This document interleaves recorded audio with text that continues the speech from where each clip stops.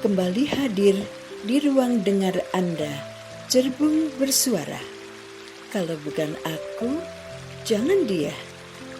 Kali ini sampai pada episode ke-14.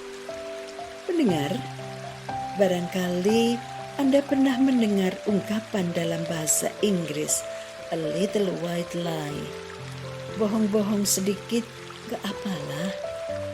Dengan maksud bukan untuk mencelakakan orang lain, tapi sedikit menutupi keburukan agar tidak membuat orang lain sakit hati, cemas, atau juga merasa dilecehkan.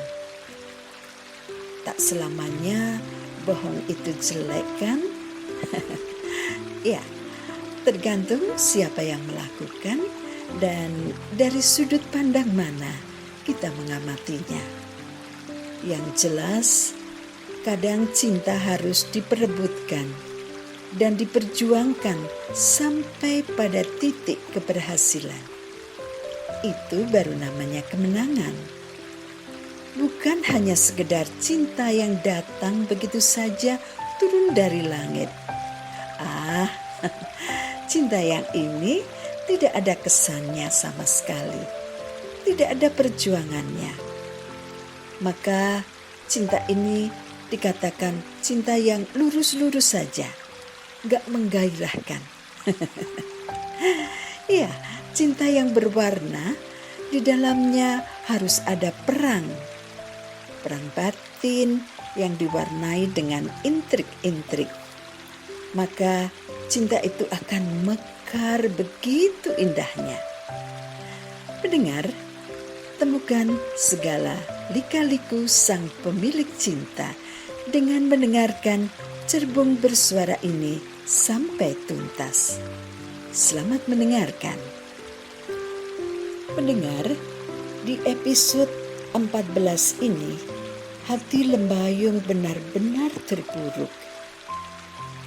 Ia tidak menyangka sama sekali kalau Tiran, laki-laki yang sangat ia cintai, akan segera menikah dengan Menur, Bakyunya sendiri. Hati Lembayung gosong, serasa terpanggang bara kecemburuan. Tapi mau gimana lagi? Toh cinta Lembayung ini cinta yang hanya ia rasakan sendiri. Ia simpan primpen, tak seorang pun tahu. Mau mengadu kepada siapa? Menuntut balas pada siapa? Lembayung mencurahkan semua duka lara ini hanya kepada pendengar Cerbung Bersuara ini. Ya, yang bakal mengikuti kisah cintanya sampai pada ujung di sisi akhirnya. Sebelum mendengarkan Cerbung Bersuara ini, ulurkan tanda kasih pendengar dengan memberi like, komen, dan menge-share video ini kemanapun Anda suka. Bagi Anda yang belum pernah subscribe, tekan tombol subscribe-nya ya. Thank you. Selamat mendengarkan. Hati Menur sedikit tenang setelah Tiran bersedia menikahinya. Tidak hanya itu saja, Tiran juga mau menuruti apapun keinginan Menur. Mumpung Bapak dan Simbok sedang santai di teras, aku akan menyelesaikan masalah ini.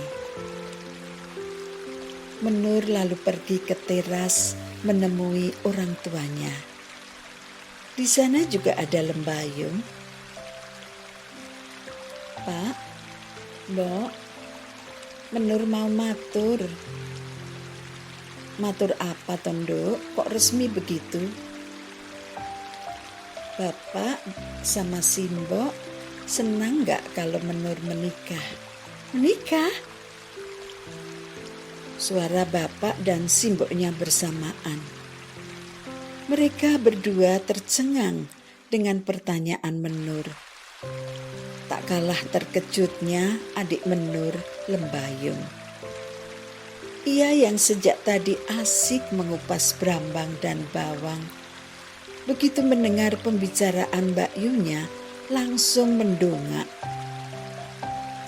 "Yu Menur mau menikah?" "Iya Yung, kan Mbak Yumi ini sudah dewasa, sudah bekerja juga. Nunggu apa lagi coba?" Menur menjawab pertanyaan adiknya dengan lantang. Sebetulnya jawabannya ini juga dimaksudkan untuk menjelaskan kepada orang tuanya. "Kamu serius mau menikah sama pacarmu itu, Nur?" "Siapa itu namanya?" "Anggara." "Bukan sama Anggara kok, Mbok." "Bukan? Loh, pacarmu kan Anggara."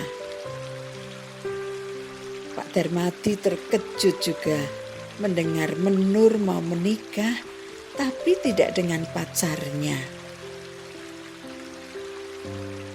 Kalau menikahnya tidak dengan Anggara, lalu dengan siapa? "Dengan Kang Diran, Pak." Kerupiak tampah berisi bawang dan brambang yang semula berada di pangkuan Lembayung jatuh ke lantai. Brambangnya baik yang sudah dikupas maupun yang belum berhamburan kemana-mana. Saking kagetnya mendengar nama Diran disebut sebagai calon suami Mbak Yunya, Lembayung langsung jenggirat berdiri, lupa kalau pangkuannya ada tampah. "Pacarmu itu Anggara atau Diran, Nur?" Bu Darmadi tidak percaya dengan apa yang didengarnya. "Pacarku dulu memang Anggara, Mbok. Tapi calon suamiku Kang Diran." Bu Darmadi gedeg-gedeg. Bocah orang genah. Pak Darmadi yang sejak tadi masih tertegun memandangi Menur dan mendengarkan pembicaraannya, tetap saja tidak mengerti apa yang sebenarnya terjadi. Ia tetap beranggapan Menur guyonan saja.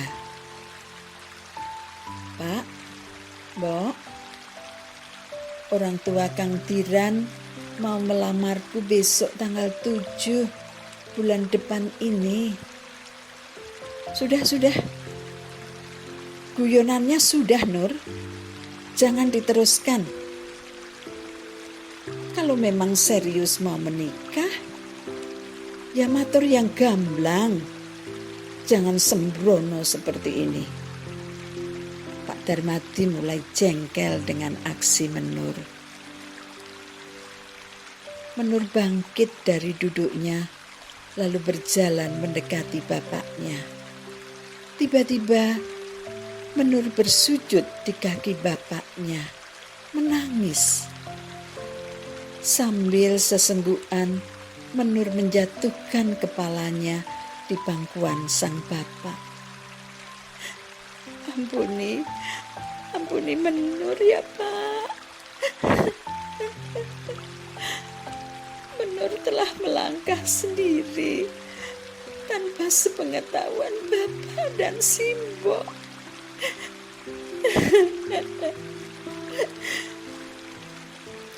Menur berpindah dari pangkuan sang bapak ke pangkuan simboknya, lalu ngeruket kaki Bu Darmadi sambil terus bercucuran air mata. Sudah, Duk. Sini, duduk sini. Semua bisa kita bicarakan baik-baik.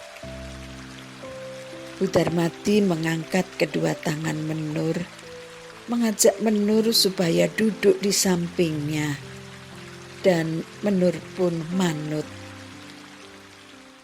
Lembayung yang masih bingung dengan keadaan itu langsung masuk menuju dapur dan meletakkan tampahnya begitu saja di amben dapur.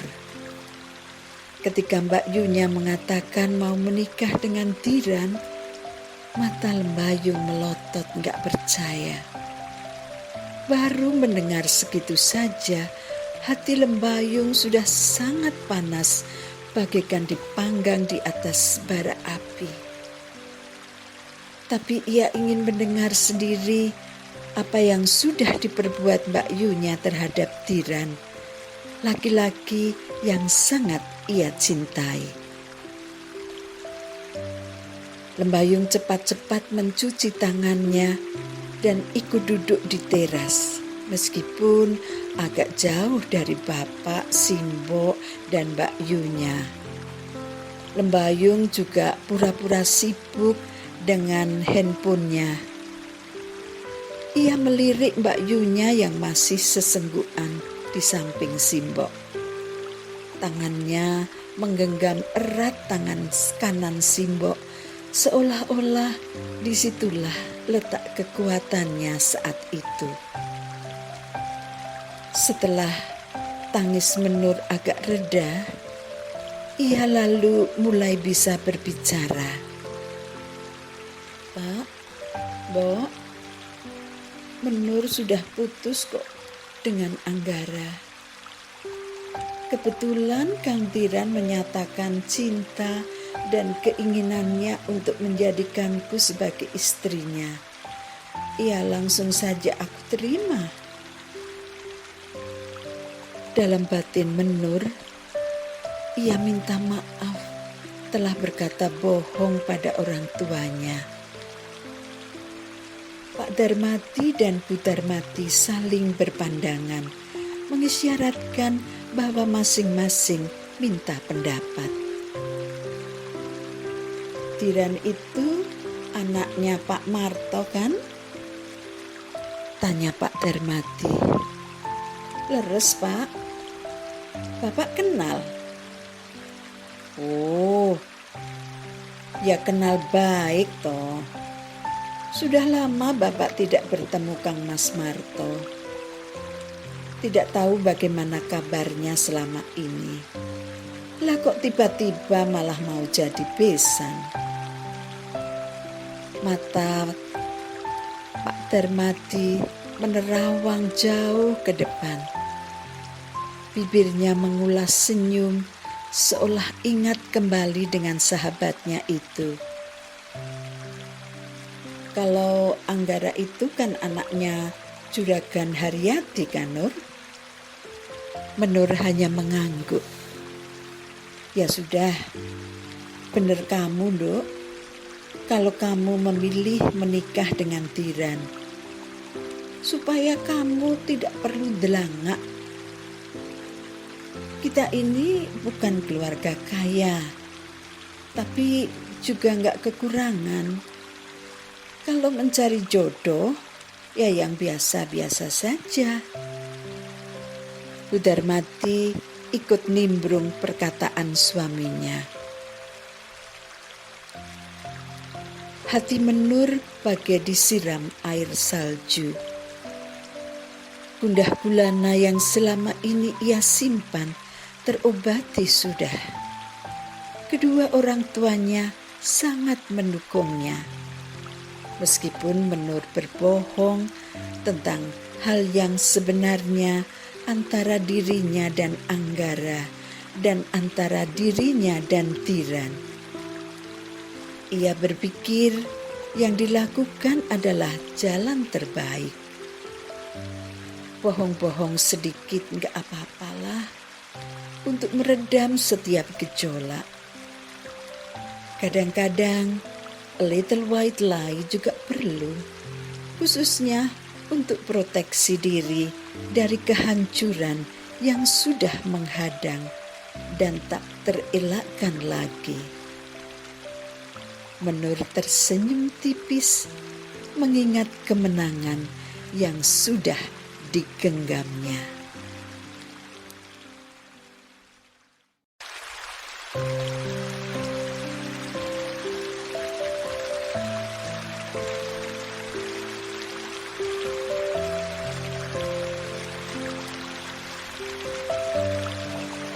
pendengar, sampai disinilah perjumpaan kita kali ini. Sampai berjumpa kembali di episode selanjutnya. Tetap sehat dan penuh semangat. Bahagiakan diri Anda dengan selalu menghibur diri. Bahagia adalah milik kita, dari dan oleh kita. Tuhan memberkati.